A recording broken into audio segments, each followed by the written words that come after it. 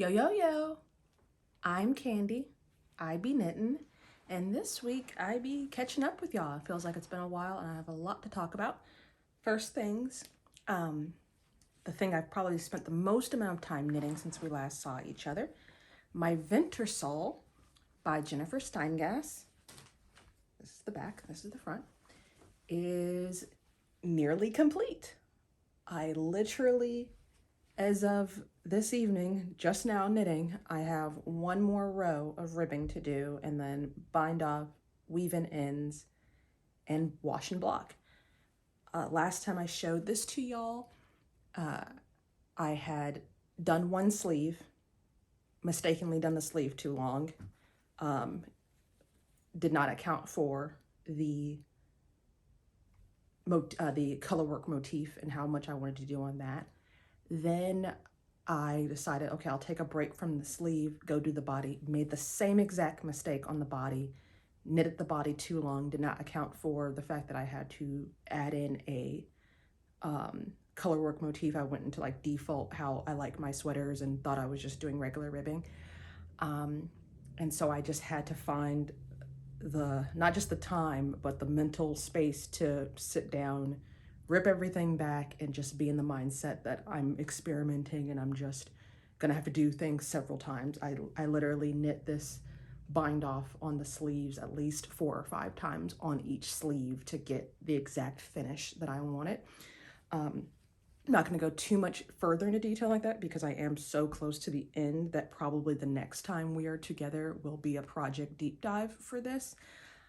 That being said, in case you've missed this whole thing or this is your first time seeing me, this is like my magnum opus. This is the thing that when I first started to knit, this was the thing that I wanted to knit.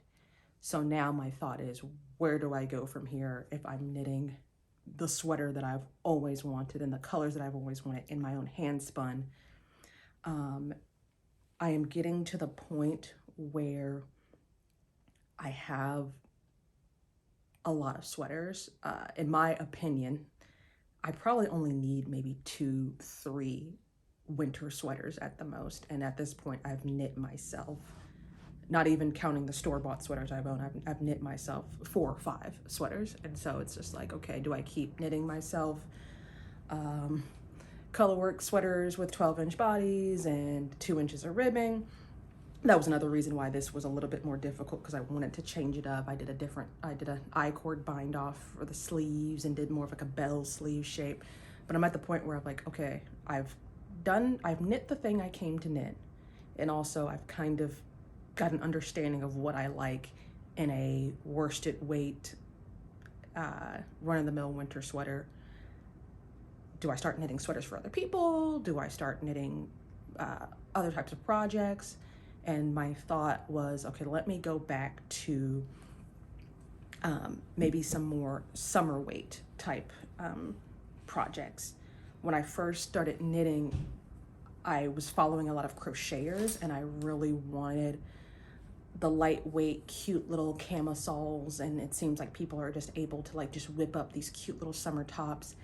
And there's something to be understood about knitting at that type of gauge and also understanding the fit, because with for instance, a worsted weight sweater, I can do 2 to 4 inches of positive ease and feel like, oh, this is fine. If it's a little bit snugger, then maybe I wear a turtleneck underneath. If it's a little bit bigger, I can wear a button down underneath.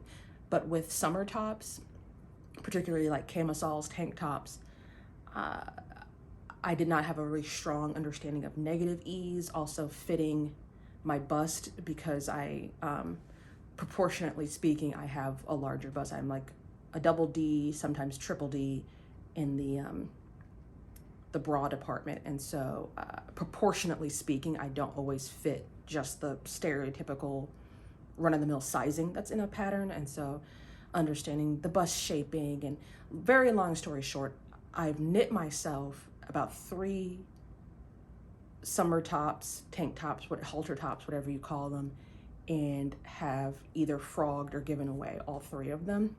And so I'm just like, okay, I've mastered the sweater.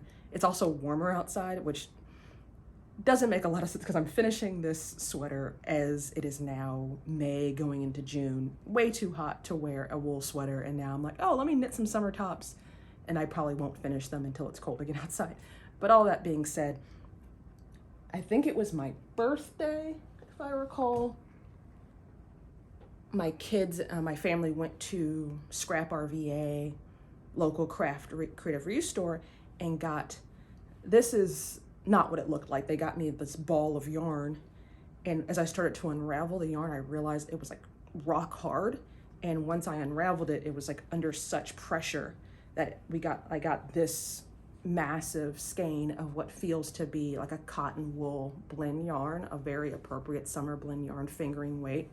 And yeah, once I washed it and fluffed it up, I got this much.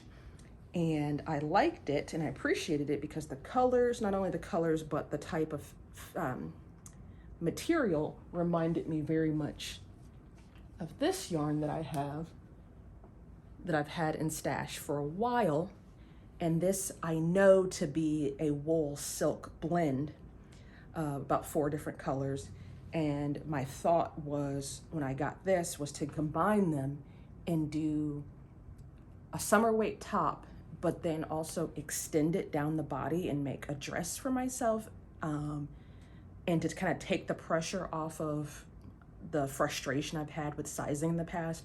I wanted it to be just very loose and like almost like a swimsuit cover up, not like a formal dress that I would like line and wear to like a formal event, but something I could just throw on after a day at the pool and knock about in and not feel too precious about, while also getting a feel for how to knit at an appropriate gauge and also get the fit that I want.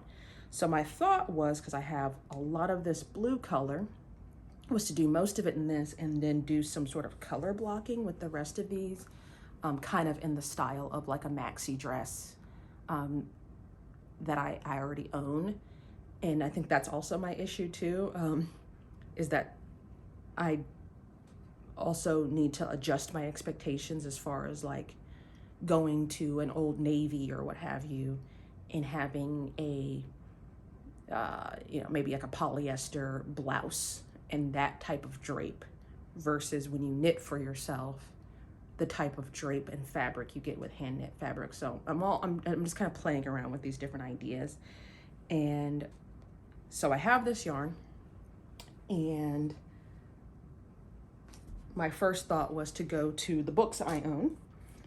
And the first book I pulled out is I think I got this for, it was either Mother's Day or my anniversary. My husband got me Last Minute Knitted Gifts by Joelle Hoverson. And this book is hilarious because it's split up. It's last minute gifts, but then it's split up by how much time it'll take you. So if you have an hour to make a gift versus if you had a month to make a gift for someone, there's something in here for you. And it's funny to me because the first pattern I looked at was, this pattern is literally called Silk Camisole. And by the way, everything I talk about will be in the description box. And I saw this navy blue camisole. It's called a silk camisole because it is done in silk fabric, silk yarn. And it's funny to me because this is last minute knit gifts and I'm not making picot edge. There's like a lace trim at the bottom. I'm like, who am I making this gift for? I'm not, this is for me. I'm not making anyone, if I'm doing a last minute knit gift, you're getting a hat. I'm sorry. The thing about this, it's a DK weight and I have fingering weight yarn. And so I'm gonna have to save this pattern for some other time, but this is something I'd probably want to start getting into just to kind of supplement the fact that I have so many sweaters at this point. So I put that one on hold. The next thing I went to look at, this was another gift from a friend. This is Modern Top-Down Knitting by Kristina McGowan. And there's a few different tops in this book that I like, but the one that caught my eye and the one that I'm leaning towards is, it's called the Layered Ruffle Sweater. And this one is a sleeveless top and then it has like a ruffle detail. And And I thought that this is a good option because I have the different colors, and so I could do each little ruffle in a different color. And considering the fact that I have like these smaller balls of yarn, I think that's a good use of, you know, having mix matched yarn.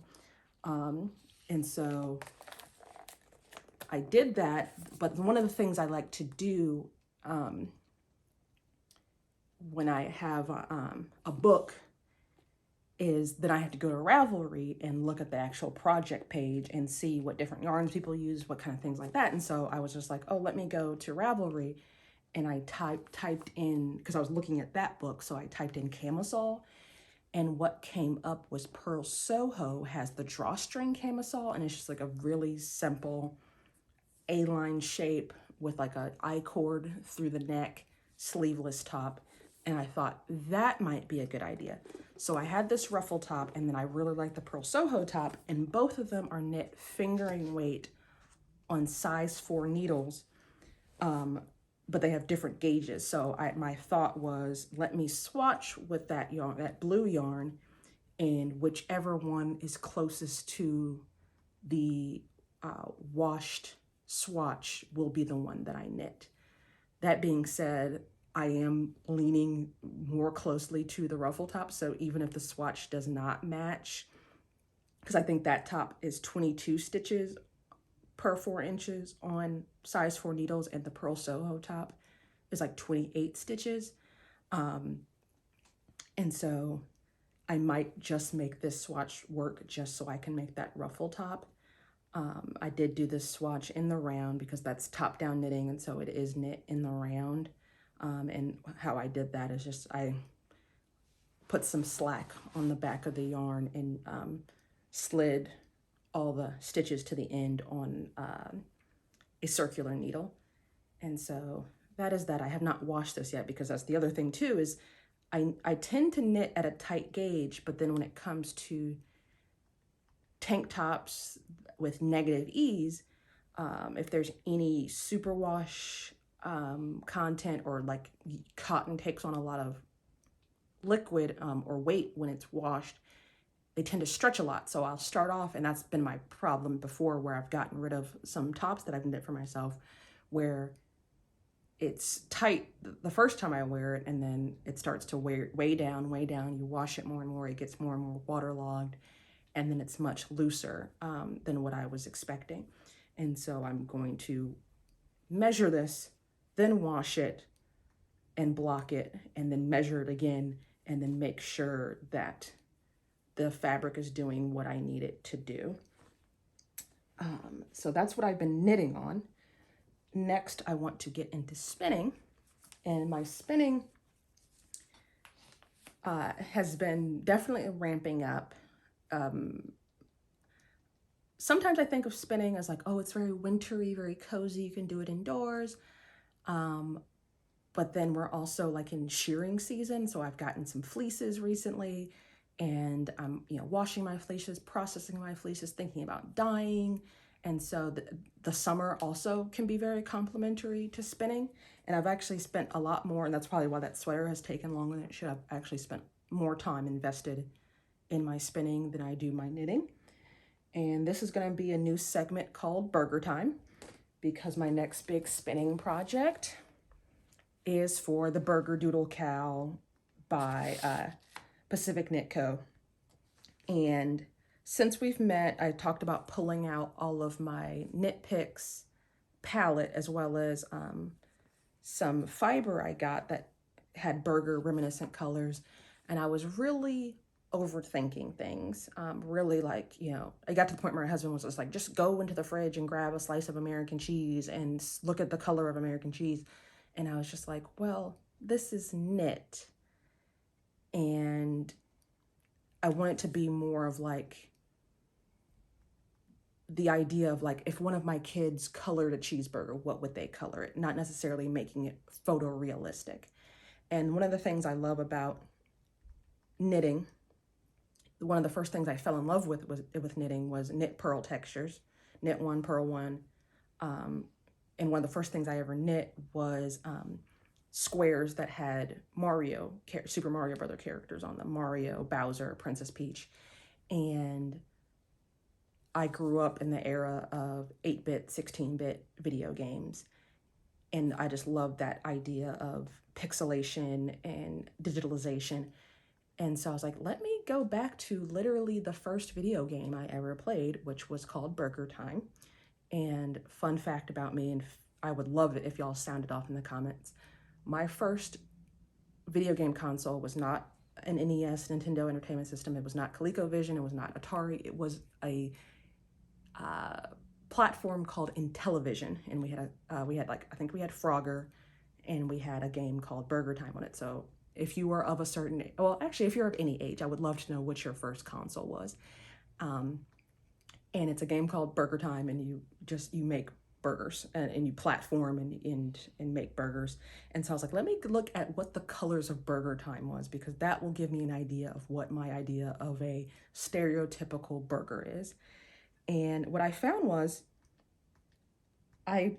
most of the the fiber I get matched perfectly. And so the hardest part was coming up with 2 tones for the tomato, because the tomato has like a deep red and then has a lighter red as a part of it. And so I'm doing this deep red for the outside of the tomato. Then for the inside of the tomato, this more like washed out red, which is Dragon Fruit by Nitpicks Felici. The outside of my pickle is going to be this deep green, which I think I dropped. And this is the green that I got from that burger colorway that I showed y'all last time. And then I have this lighter green that I pulled out too. That's going to be the inside of the pickle. This will also be my lettuce. The brown is going to be the beef. This lighter color is actually R.H. Lindsay, and this is going to be my sesame seed.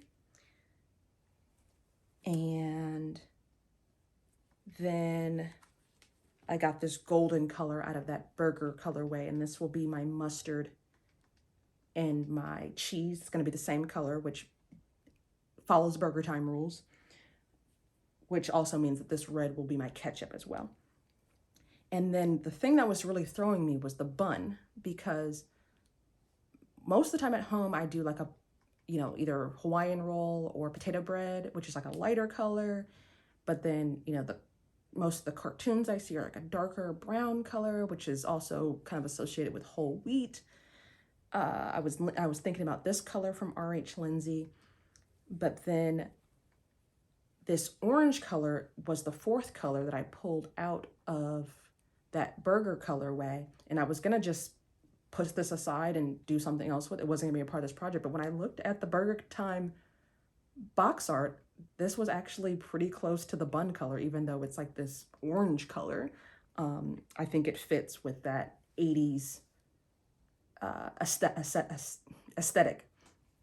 The big issue I was having the last time y'all saw me was like, what do I do for the background? Because we're dealing with a lot of colors and we want all of them to pop. But also the color I think of when I think of popping is white, and I don't necessarily want all of these colors bleeding on an undyed or white background. So the background, and I was thinking, obviously any neutral would work, white, gray, black.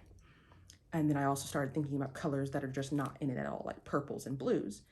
And the Burger Time video game, regular arcade screen is black. But then the fact that I'm doing this 90% in hand spun yarn, I was just like, I kind of want to do hand spun. And so I pulled out this royal blue from R.H. Lindsay. I already have a bobbin spun up on my Ashford Traditional, and this will be my background color. I would have loved to have done black, but it's not that important to me. And I think the blue is going to look really nice. I don't think it's going to be that big of a deal. And I think the idea of it being hand spun, and also I was like, oh, I could go out and buy some black fiber. And I'm like, I don't need to buy anything. I have plenty. Let's just make it work. Let's just make the stash work. And so we're going to make it work. I'm going to do a chain ply and do 3 plies, with all of this. So this will be this, because it's the background, so I need the most of this. So I did this on my wheel. Everything else is going to be on the drop spindle. And then I'm not really using the Knit Picks palette. I am going to use this dark green Knit Picks palette as the ribbing. I want contrast ribbing. And I think the dark green with the blue is going to make it really sing to that era that I'm thinking of. And so I have all of these in a basket. And I'm just gonna take my time and spin. Maybe it'll be my Tour de Fleece situation. And that'll be my next magnum opus after my Vintersol. I'm just gonna really embrace the power of the burger. And what I did here is I did all, I think I did 25 grams of each color. And hopefully that gets me most of the way, especially with how thin I spin. Hopefully it'll give me enough yardage, but we shall see, especially after I swatch. The last thing I want to talk to y'all about is another spinning project. And this should tell you exactly how well that spinning project is going, because this is not spun, because I was working on my electric eel wheel nano, and I'm guessing it's the motor, but it just went kaput on me. The power just went out on it, and it's not spinning anymore. And so I have 1, 2, 3, 4, 5 bobbins in here that I've spun up already. This is my Kim Dyes yarn. This is a one-of-a-kind colorway in superwash merino. And my idea here was, one, I can spin super thin on my electric wheel, and this is the only superwash fiber I have. So I was just like, I'll get a lot of yardage out of it, and this is a way to use my electric spinning wheel. I had 8 ounces of it, and I have, what is it?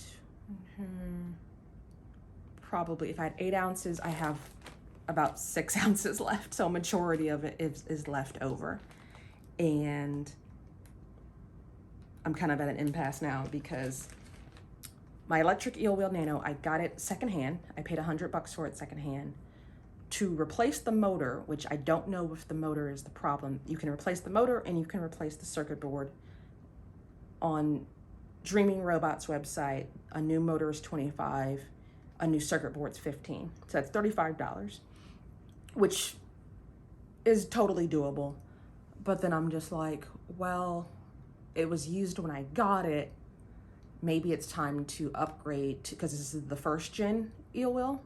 And so I'm just like, maybe it's time to upgrade to a 2nd gen, and I could just save that money and put it towards a new one, or maybe sell for parts the equipment I have now, because all you have to do is, if what's wrong with it is replacing the motor, then someone else can take it on and do it as a project, and I can kind of like upgrade myself.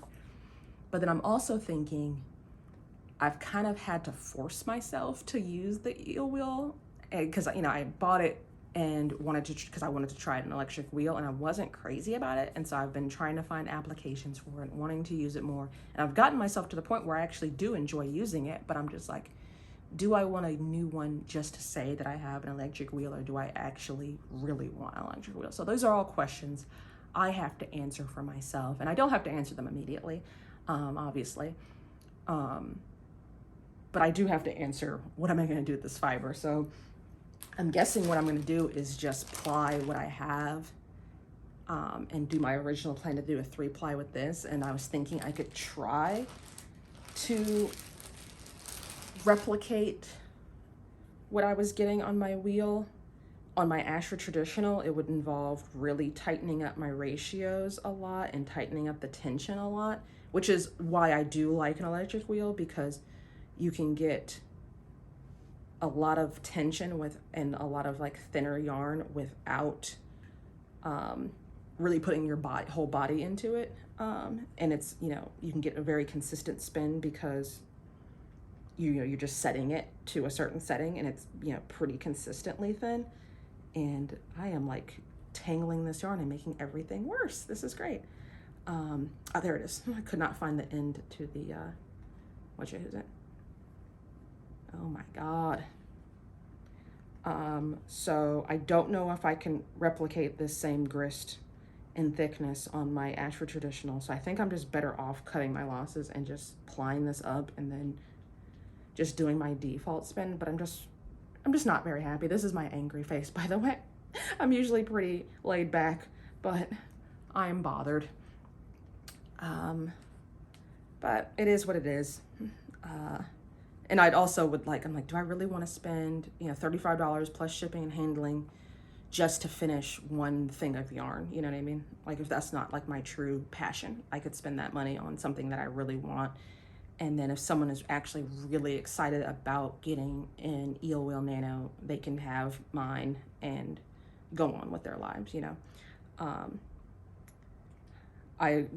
Somewhere down the line, I would love to get an Ashford electric wheel, but those are more than $160. Those are about $1,000. So I'm just gonna have to do some soul searching and see, like, is electric spinning really what I want? And there's other things that I would prefer to buy, but that's just a bummer. That's all I have for today. Like I said, I would love to know if y'all play video games, and if so, what your first console was. You can comment below. If you like this video, like this video. If you didn't like this video, like it anyway. Share this video with a friend, an enemy. Subscribe to the channel. Apparently there's a lot of people out there that just don't subscribe to channels, and if you don't subscribe, then you don't get the suggestions and you don't know when people post. And I don't know about y'all, but YouTube really likes to bury the things that I'm looking for. Like, there's certain people that I'm like, I guess they don't post anymore. And I go like search for their channel. I'm like, oh, they're still there. Okay, I don't know what's going on. So definitely subscribe, like, subscribe, share, click the bell for notifications. You can email me, candibknittin@gmail.com. I'm on Ravelry, candibknittin. I'm on Instagram @candibknittin. You can DM me on Instagram, or, you know, we can link up there, follow me, do all of those internet things. Until the next time, peace.